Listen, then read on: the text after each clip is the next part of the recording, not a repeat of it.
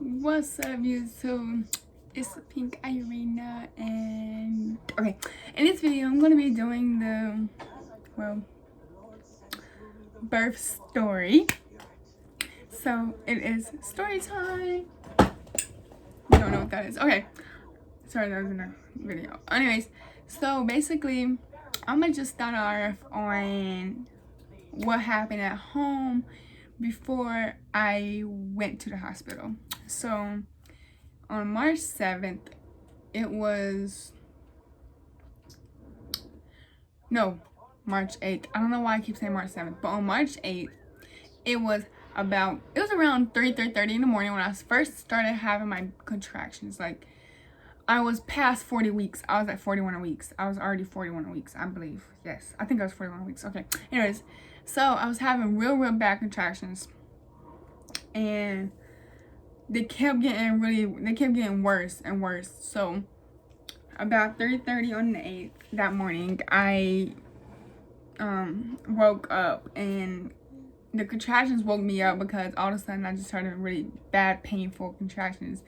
But I'm gonna just go ahead and tell you this: I was supposed to give birth February 29th. That was my due date. But 8 days later is when I finally gave birth. But anyways, so I had laid it back down after around 3:30 when I got up, because I was like, I'm just trying to lay back down and see if I can lay down and then these contractions go away. So I lay down. About 3.5 hours later, I woke up again with bad contractions. So I was like, okay, I gotta just let Oliver know I'm having contractions. So I told him I was having bad contractions. He told his grandma. So what happened was, she said, okay, get ready. So I had to get ready. He got ready. And then we had to wait another 20-30 minutes because his mom was coming to get us, take us to the hospital, because the hospital that's near us, that would have been the hospital I went to if I would rode in an ambulance. And I don't like that hospital. So yeah, anyways, I had to wait to go to the hospital I really wanted to go to. So she finally came, and then she rushed us to the hospital. When I got there, I was still having contractions. Like, from home all the way to the hospital, I was like having small contractions. But before I left to go to the hospital, the contractions was like 3-4 minutes apart. No, 2 or 3 minutes apart, sorry. So then, I basically went to the hospital. They said, what are you here for? And Oliver's mom said she's about to go in labor. So I literally was past 9 months. Like, literally, I was like 41 weeks. So I was overdue, way overdue. And then, so they hurried up and rushed me and put me in a room where they had me change into their attire, like the little gowns and stuff. So I had to hurry up and change into that. They took my temperature. They checked the baby. Then they finally took me to a room the room I would give birth in. Well, once I got in there, Oliver was able to come in the room with me, because the first room he wasn't able to come in there because they only said one person. His mom came in there. So once they put me in a room where I was gonna give birth, that him and his mom stayed there with me for a long time. Like, he stayed all the time, but his mom stayed, and then she had to go. So anyways, let's get back to the point. Anyways, sorry. I like to go in detail with everything, just to let you guys know. Let me fix this camera. So basically, they came and they drew my blood, like from this arm and then this arm. Then they came and put my IV in. They was having trouble finding a good spot for the IV, so they kept putting needles in me, like, the whole entire time. I'm like, literally, can you just find a place? Because, like, finally they just put it in my hand, and then they put it in this hand, because it was like this wrist, and it really hurt because they like put it through a vein, I feel like, because I'm not sure why it was stinging so bad. It was stinging bad. I'm pretty sure they put it through a vein. But anyways, oh my god, this is a long story. I want to just tell everything, so I'm not even going to say long story short, because I want to tell everything, basically what happened. So then I waited, and the doctors kept coming and checking on me to be like, make sure I was okay or whatever. So then they said, do you want epidural, and I said yes, I need an epidural because I don't want to feel no kind of pain at all. So they gave me the epidural, which it did not hurt at all. Like, I didn't feel nothing when they gave me the epidural. All I felt was my leg was getting warm. I'm like, why is my leg getting hot for? Like, it literally was getting hot, and then I started numbing up. I started getting numb, like, from my waist down. And I was like, this whole entire time after they gave me the IV, and I was still having trouble, like, giving birth, like, because she wouldn't come. Like, we was waiting all night for her to come. They could have had a C-section done on me, but I'm glad I did what I did with vaginal delivery, because I feel like the C-section would have been worse. But I still had to get stitches either way. So it was, I don't even remember the times of the things. So I'm gonna just say it like this. I didn't get to the hospital till like 8 o'clock that morning. After all that, about, I don't even remember what time it was when they induced me. I'm pretty sure it had to be like 5 or 6 o'clock that afternoon. Maybe earlier, I don't remember, okay? Sometimes between 8 and like 3 or 4 they induced me. So we waited and waited, and then, you know, I kept having back contractions. The contractions was worse in my rib area, and that was the worst part, was in the rib area. So finally, once they induced me, it started, you know, I started feeling a little better, because once the IV, the epidural was in me, I really wasn't feeling as much pain as I was when I got there. I'm trying to remember, because some of this I don't remember, because it's just been 8 months ago, and I don't remember for 8 months ago. So, what else happened? So, basically, that's why I needed you in this video with me. But anyways, I'm gonna just keep on. I wasn't a part of it anyway, because, like, it was a lot of doctors around you, so I couldn't be around you anyway. Nah, I'm talking like... So that wasn't my story to tell, because I wasn't barely even in front of you. No, I'm talking like before the doctors all got right there. But anyways, then, so I was just sitting there in pain, because once they put the epidural in there, I was feeling good for a minute. I was feeling perfectly fine. Nothing was happening. I was feeling good. I'm like, I'm feeling good, you know, like, I'm feeling good right now. And all of a sudden, it hit me again that these contractions were getting stronger and stronger. And I just couldn't hold the tears back. Dude, I had to let them go, because it was hurting so bad. When I realized that they didn't give me actual epidural that they're supposed to, because obviously an epidural, if you women out here know you had epidurals when you gave birth, you actually have a needle stuck in your back until you give birth, correct? Okay. Anyways, the doctors did not do that. They basically just gave me a shot in my back, and it was a shot, I'm pretty sure. But then he said, every time you feel pain, hit this button. He had something connected to my back, and I had medicine basically going in me every time it hurt. But he was basically he gave me too much. He gave me more medicine than what I was supposed to have. Like, I feel like, because the medicine was making me go to sleep, and during birth, you're not supposed to be going to sleep. So he kept giving me I don't know what he was giving me, actually. It was like some kind of medicine. But every time I said it hurts, the doctor came back and gave me more medicine. Like, you're giving me more than what I need. Like, I know I say it hurt, but, like, you're not supposed to give me that much medicine, because every time he gave it to me, I started going to sleep. And then this is where it got me at.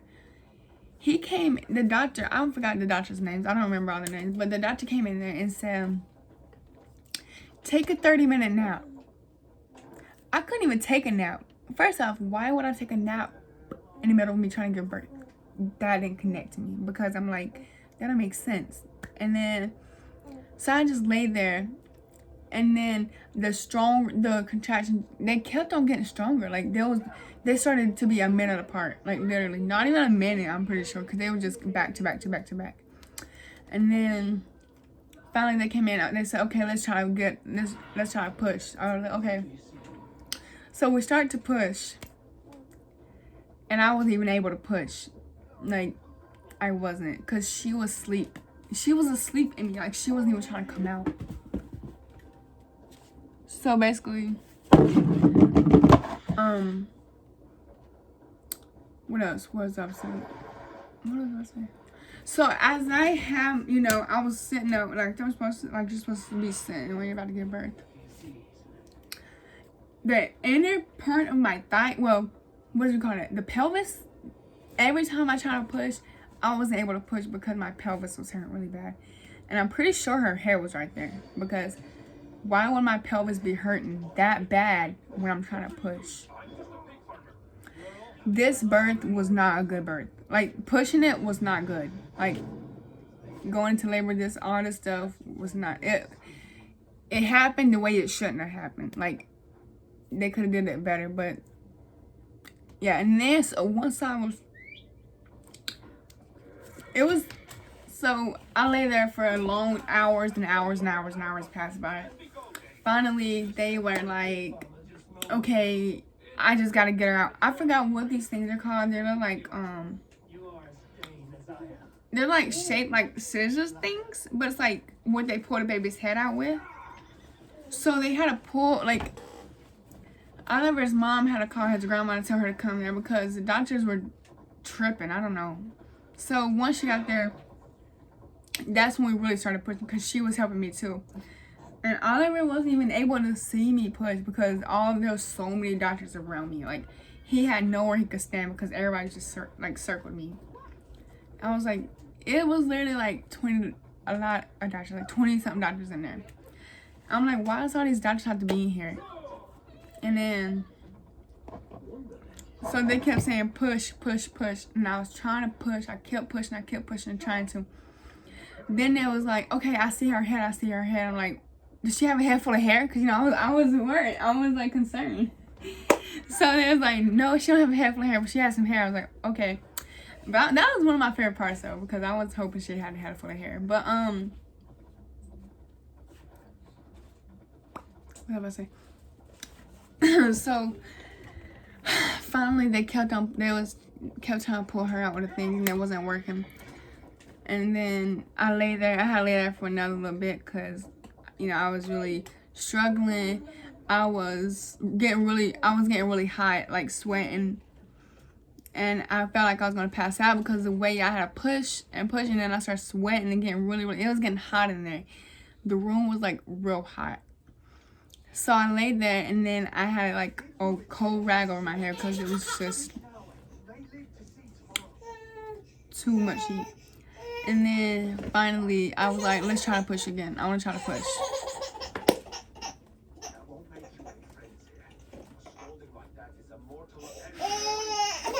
Sorry. I was like, I want to try to push because I was ready to get her out. Like, I was ready. So basically what happened was I kept pushing. They was like, don't stop, keep pushing. So finally I kept pushing, and here she came. Oh. But it was so bad though, guys, because Oliver said from his point of view, what he saw, there was blood went everywhere. He said it looked like a horror movie, like a scary movie. So yeah, it was more to it. I just don't remember every part. Like, I was probably wrong in some areas because, like, I kind of forgot things, you know. At that point, I wasn't even trying to pay attention. I was just trying to, like, could she come on? But yeah, so I'm gonna just keep on talking for just a second because I feel like it. She came out to be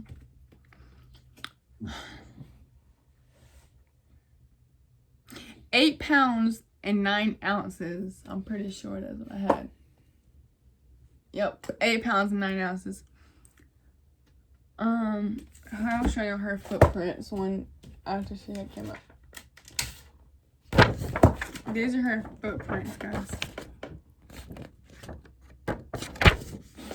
Her left foot and her right foot. I'm gonna compare her foot now to these just to see how big her feet is now, because she was so big. Not like big, but she was big. She was big. That's why it was hard for her to come out, because she was a big baby. What else was I about to say? So she was basically born like 3:27 on March 8th a.m.